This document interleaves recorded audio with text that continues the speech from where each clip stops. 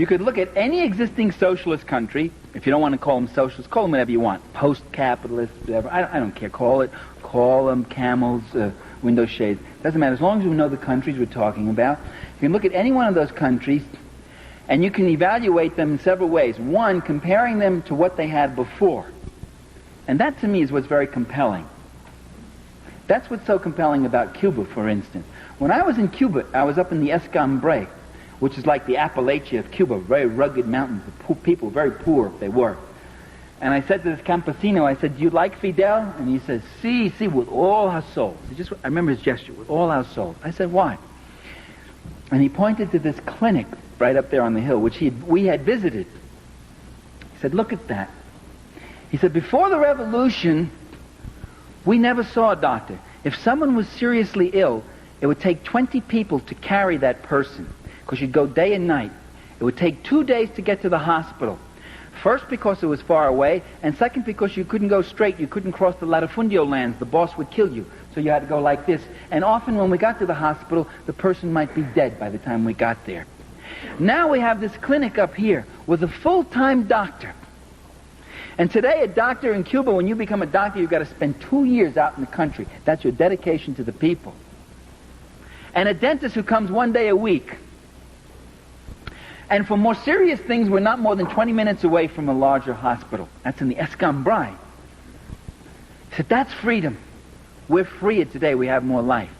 And I talked to a guy in Havana who says to me, "Before, all I used to see here in Havana, you call this drab and dull. We see it as a cleaner city. It's true, you got the paint is peeling off the walls, but you don't see kids begging in the streets anymore, and you don't see prostitutes. All we used to have was prostitutes. Prostitution used to be one of the biggest industries.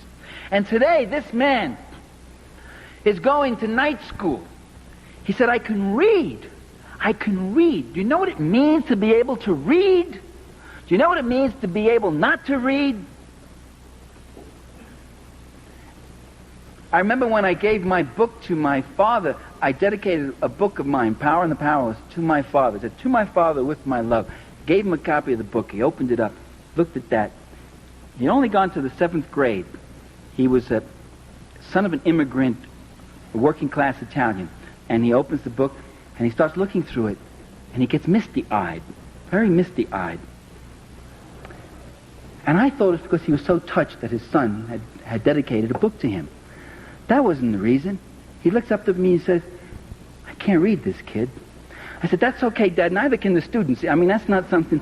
I mean, don't worry about that. I wrote it for you. I mean, it's your book, and you don't have to read it. You know, it's a very complicated book, an academic book." He says, "Yeah, I can't read this book." And the defeat that man felt.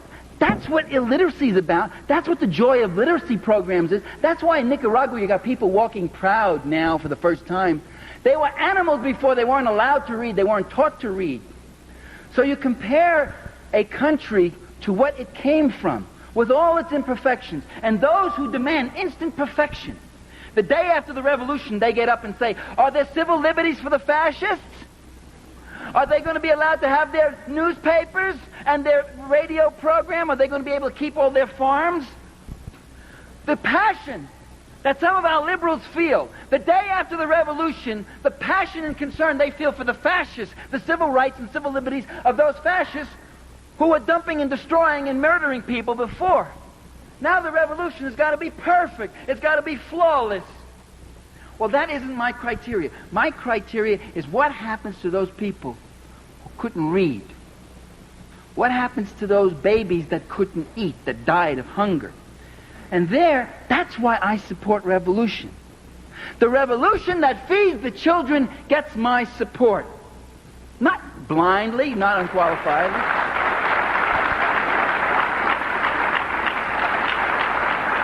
And the Reaganite government that tries to stop that kind of process, that tries to keep those people in poverty and illiteracy and hunger, that gets my undiluted animosity and opposition.